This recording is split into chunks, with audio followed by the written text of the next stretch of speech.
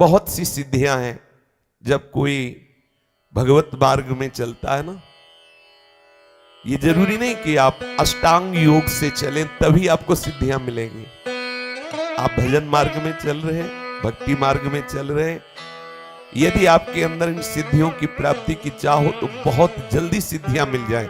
यदि कोई अपराध न बनने पावे, शास्त्र विपरीत आचरण न होने पावे, रजोगुण तमोगुण का नाश करते हुए जब सतोगुण बढ़ता है हृदय में, तो सिद्धियां अपने आप प्रकाशित होने लगती हैं। बहुत साधारण बात है सिद्धि प्राप्त करना, बहुत साधारण बात। लोगों को लगता है कि छोटे मोटे चमत्कार बहुत कठिन है, बोलो बड़ी महिमामयी बात है कि वो तुम्हारे मन की बात जाए। कोई खास बात नहीं, ये बहुत प्रारंभिक दशा में सब सिद्धियां आने लगती हैं। लेकिन जिसका लक्ष्य हो जाता है ब्रह्मबोध या भगवत प्रेम, उसके हृदय में सिद्धियां फटकने भी नहीं पाती।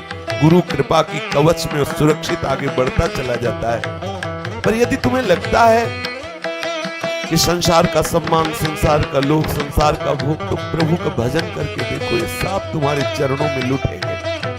शास्त्रों में वर्णन आया है कि जो पूर्ण एकाग्रता से सात्विक आहार विहार करते हुए नाम जप करता है, उसके अंदर सिद्धियां प्रकाशित होने लगती हैं। महामहिमामयी अणिमा, महिमा, लघिमा, प्राप्ति और प्रकाम्य, ईशिता, वशिता, ख्याति, ये 8 सिद्धियां सदैव प्रभु के चरणों के समीप करबद्ध खड़ी रहती है। वो भक्त की सेवा में आने लगती है। अनूर्मी, ये सिद्धि जिसके हृदय में प्रकट होती है, उसे ना तो कभी भूख परास्त कर सकती है, ना प्यास परास्त कर सकती है, ना शोक, ना मोह, ना जरा, ना मृत्यु, इन पर वो विजय प्राप्त कर लेता है। जो प्रभु के चरणारविंद का आश्रय लेके भजन करता है पर कामना है, तो उसके अंदर ये अनूर्मी नाम की सिद्धि प्रकट होती है। देखो कैसी महिमामयी है। चाहे जितने दिन भोजन न मिले, वो कभी भूख से व्याकुल नहीं हो सकता। 70 दिन तक बालक ओम प्रकाश जी ने ना अन्न ग्रहण किया, ना कोई फल फूला, लेकिन आप प्रसन्न मुद्रा में भगवत स्मरण परायण रहे। और कितने से भक्तों के चरित्र आते हैं। भूख की व्याकुलता स्पर्श नहीं कर सकती उसके हृदय में, प्यास की व्याकुलता स्पर्श नहीं कर सकती।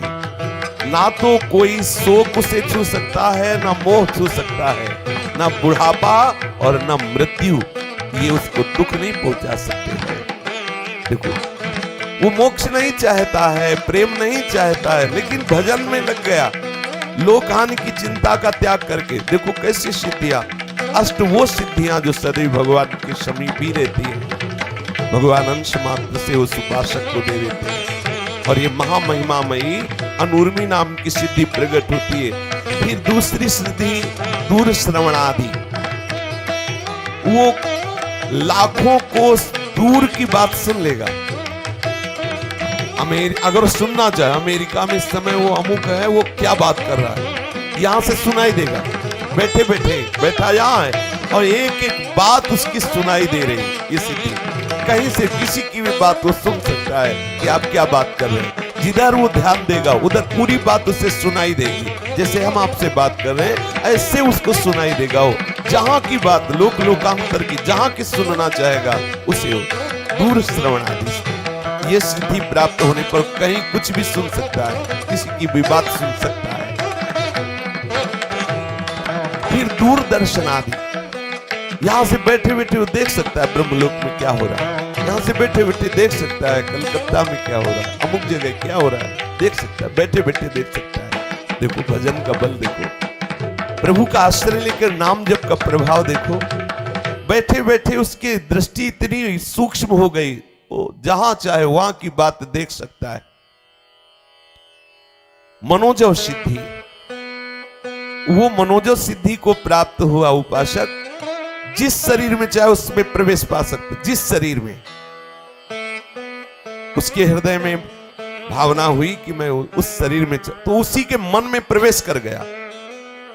जिस शरीर में चाहे उस शरीर में, जैसे भगवान शंकराचार्य एक राजा के शरीर में प्रवेश होकर काफी दिन तक राज भोगों का अनुभव किया, उत्तर देने के लिए कि क्या होता है किसी के भी मन में। एक प्रसंग आता है योग वासिष्ठ में, श्री जनक जी के हृदय में एक योगिनी प्रवेश की, बहुत भजन परायण थी। जनक जी भी पहुंचे हुए महापुरुष, जीवन मुक्त महापुरुष, उन्होंने कहा कि तू मेरे हृदय में कैसे आ गई। यद्यपि बाहर भी सिंहासन में बैठी थी और अंदर उनके हृदय में बैठ गई जाके। स्त्री शरीर भजन परायण और सिद्धियों को प्राप्त किए हैं। तो उसने कहा हम एकांत से भी तपस्वी जन हैं, जहां एकांत होता है वो हमारा आसन होता है। तुम्हारा हृदय एकांत इसलिए मैं आके बैठ गई। ये देखिए जनक जी के हृदय में जाके बैठ, ये मनोजो सिद्धि, मनोवेग से जहां जाना चाहे वहां पहुंच जाए, जहां जाना चाहे, किसी के हृदय में जाना चाहे, दूर देश में संकल्प किया तत्काल पहुंच गया। मन जैसे अपना मन में सोचा तो जहां सोचा वहीं शरीर पहुंच गया। न टिकट की जरूरत है न पास करवाने की जरूरत, जहां जहां जाना चाहे लोक लोकांतरों में। ये भजन का प्रभाव। मनोजो सिद्धि को प्राप्त चित्रलेखा जी ने पलंग सहित अनिरुद्ध जी को उठा लिया और ला करके बाणासुर के महल में विराजमान किया और कहा सखी यही थे ला, बोले यही थे। ऐसा देखो कितनी बड़ी सिद्धि भगवान के चतुर्व्यूह अवतार में, जैसे राम लक्ष्मण भरत शत्रुघ्न, वैसे ही वासुदेव संकर्षण प्रद्युम्न और अनिरुद्ध। ऐसी महामयी मनोजो सिद्धि को उपासक प्राप्त कर लेता है। काम रूपी सिद्धि, वो जो रूप चाहे वो धारण कर सकता है, जो रूप चाहे, जैसा रूप चाहे वैसा वो रूप धारण कर सकता है। इस काम रूपी सिद्धि की प्राप्ति होने पर का है प्रवेश, वो भले शरीर छोड़ा हुआ कोई शरीर है उसमें प्रेम, अर्थात मुर्दे शरीर में प्रवेश कर जाना या जीवित शरीर में प्रवेश कर जाना, ये पर का है प्रवेश की सिद्धि प्राप्त हो जाती है। जो सात्विक भाव से स्वच्छंद मरण, जब चाहे तब शरीर छोड़े, ना चाहे तो ना छोड़े, ये कोई भगवत प्राप्ति वाली बात नहीं है। चांगदेव नाम का एक महात्मा 1400 वर्ष का, ये कोई सतयुग त्रेता की बात नहीं, महाराष्ट्र में श्री ज्ञानदेव जी महाराज के दर्शन करने में आया, सिंह पे बैठ के सांप की चाबुक लेकर के ऐसा। तो इसका तात्पर्य है कि इस स्वच्छंद मरण सिद्धि को प्राप्त है, लेकिन ना तो उसके अंदर विशुद्ध बोध है ना भगवत प्रेम है। श्री ज्ञानदेव जी के आगे उसका धूल दूसरित हो गया सब अहंकार सिद्धियों का। और देखो भजन का प्रभाव देखो, चबूतरे में बैठे थे श्री ज्ञानदेव जी महाराज, तो पता चला कि योगी मिलने आ रहा है, तो चबूतरे से कहा हाँ चलो, तो चबूतरा चल दिया। और उसके होश उड़ गए कि मैं तो चैतन्य शेर को अपने वश में करके ला रहा हूं सांप की चाबू, ये तो जड़ चबूतरा चल दिया। भजन का प्रभाव।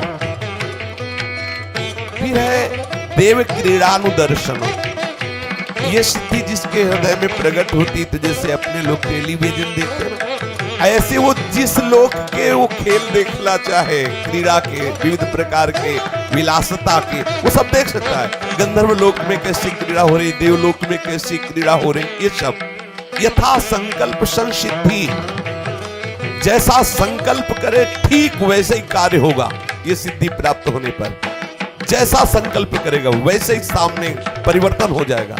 चाहे वो जड़ वस्तु हो चाहे चैतन्य वस्तु हो, उसके संकल्प के अनुसार चलना होगा। यह सिद्धि प्राप्त हो जाती है। अप्रतिहत गति, उसकी आज्ञा को कोई